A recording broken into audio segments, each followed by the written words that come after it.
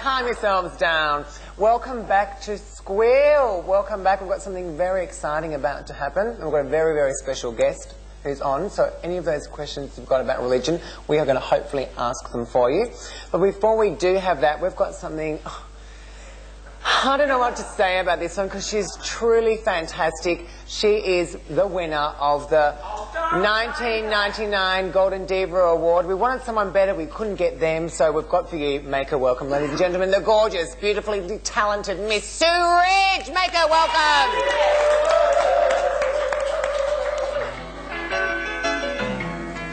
Day by day, day by day. These things I pray to see thee more clearly, love thee more dearly, follow thee more nearly, day by day, by day, by day, day by day, oh, day by day, oh, dear Lord, three things I pray.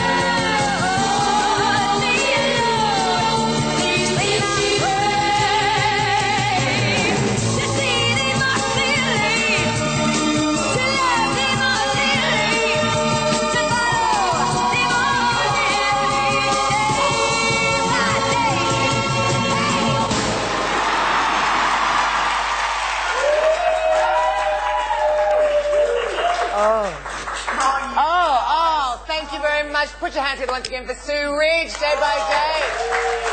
And we'd have to thank Colleen Hewitt for that great tune from Godspell. I think Festival Records as well. Thank you to Colleen. 1972, love. Was it 1972, the year I was born? Fantastic.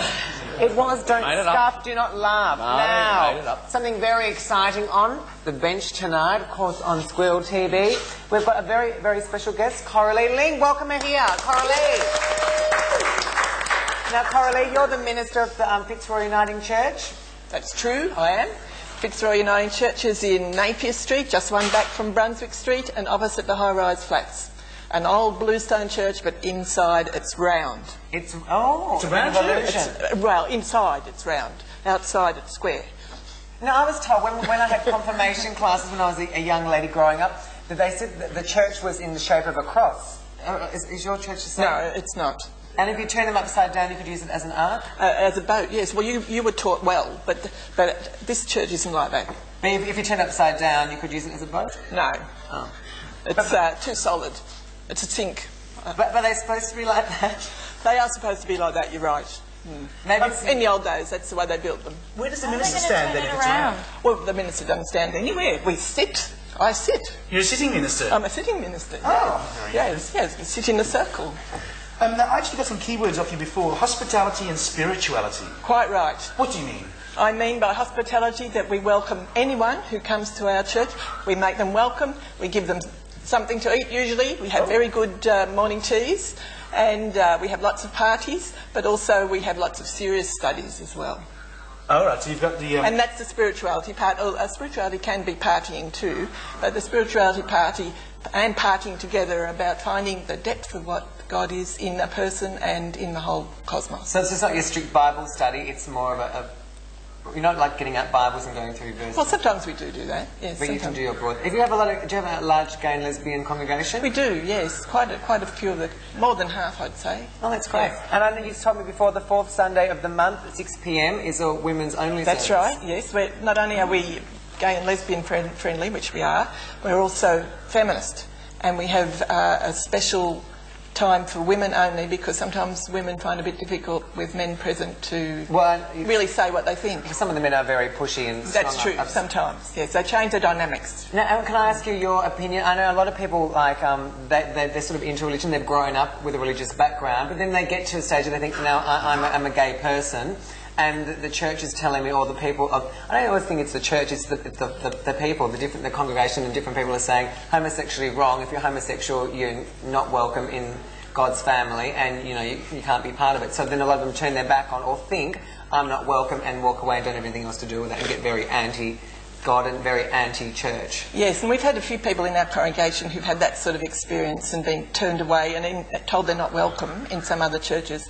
But because I believe in a God who is diverse and welcomes diversity and is hospitable, hospitability at the heart, well, then that's not the way that we operate. But I do know that has been the life story of a lot of other people. Because I always think, a mum always says to me, if it's you love someone, and in any relationship you're showing love, how can that be wrong? Do you know what I mean? How can Quite right. I think your mother's quite right, and I do know your mum.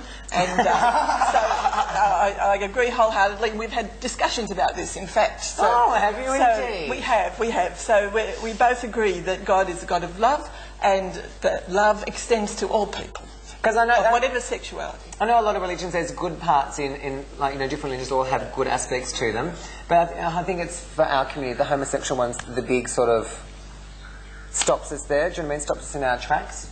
Well, yeah, I mean, a lot of people do that. But, I mean, we're finding more and more people are turning back towards religion or Christianity. Yes, well, I think spirituality is about what gives our life depth and meaning, so it's really important. And I think, on the whole, that gay and lesbians are very spiritual people. Yeah. And so, obviously, they have an attraction to having this sort of lifestyle that involves a spiritual dimension. But when they're turned away, as they have been in lots of places, it's just disgusting, I think. But now, where do they turn? So that's why I want people to know that you can come to Fitzroy United Church. 124 certainly will be welcome here. 124 at that church, and there are, of course, a number of other churches that welcome lesbians and gays. I don't want to say we're the only one. But is it mainly the Uniting Church you find that are more accepting? Well, the Uniting Church is sort of got a wide range. So there's one end of the Uniting Church that's not accepting, I have to sort of admit.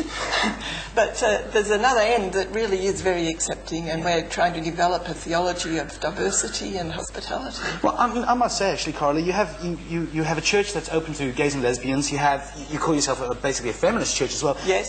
You're a renegade. You're an outlaw. What's it like? I mean, isn't there a lot of pressure within the church to conform? Well, we are. We regard ourselves as very special, but we are a little bit on the edge, or marginal, to the whole of the Uniting Church, and I suppose to the whole of the Christian Church in that sense. But we pride ourselves on trying to be a model so that other churches will copy us. But we do have to fight a few battles, and we haven't won all of them. Well, I mean, I As yet. I commend you on that, because I think you were telling me a story earlier of someone who took a risk and put it out online and was opening to gays and lesbians, and they were moved, or what was happening to them? Yeah, so well, a couple of people, because I'm a great fan of the internet, a couple of people I've read about in the Catholic Church north of New York were forbidden to continue their ministry with the gay and lesbian community. And, really? But there's been lots of protests and lots of support for those too, and they might be able to find another way to do it without the official blessing of the Catholic Church. But, I mean, that is a terrible thing, and that does happen, yes. Well, I mean, one of the things that we're really battling for at the moment is the ordination of gay and lesbian people. And while there are a number of lesbians and gays who are ordained, but they haven't actually been knowingly ordained as gay and lesbian, and we had that battle, and we had one woman in our congregation who really wants to be ordained, has excellent gifts, and so far we haven't been able to get her ordained, but we're battling for it. Wow. Is it just because she's a lesbian? Yes, just because she's a lesbian so far. She's very, very articulate, wonderful, caring person, and very intelligent, but...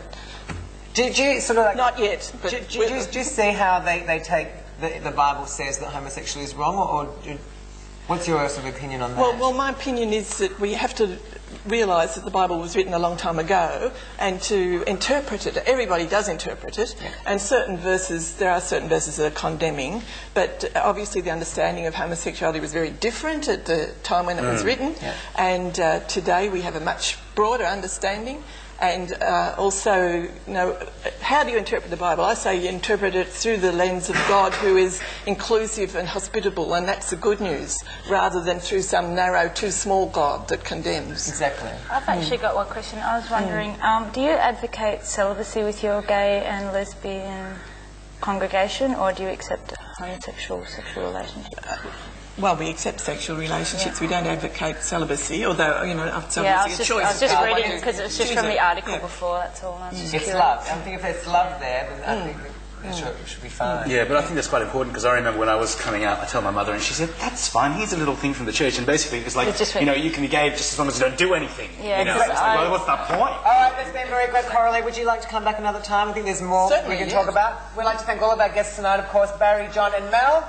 The lovely Peter Muffin, of course, from Dalesford. Do like to chill out on Sunday.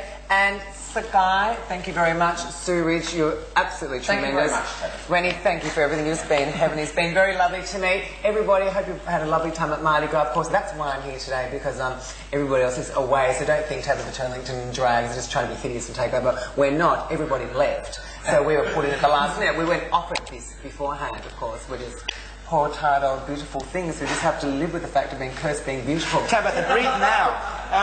Just for those people, if you did pick up your... Which camera am I on? Am I going over here? If you did pick up your yellow pages, page 3114, there's a very strange picture of the Queen. Sorry about this, Coralie, cover your eyes. Talking into a strange thingy. And it's very bizarre, and I think someone probably lost their job, and I think it's really crazy and radical. She's talking into a snag. She's talking into a snag, I tell you. So you check that out. You've got those dates. We're going to say goodbye now. Thank you very much, everybody. Have a very safe and happy week until we see you again. Panel, it's been lovely. Bench, I don't want to get shot by our lovely producer. And next week, of course, all the guys will be back with stories and probably some Mardi Gras footage for you all to watch and enjoy. Goodbye. God bless. Thank you very much. Lots of choice of company. Racing so hard, you know it won't last. Don't you know? Why can't you see? Down with the sun, so you know just where you're going. Stop right now. Thank you very much. I need somebody with a human touch. Hey, you, always on the front. Gotta slow it down, baby. Gotta have some fun. Stop right now. Thank you very much. I need somebody with a human touch. Hey, you, always on the run. Gotta slow it down, baby. Gotta have some fun.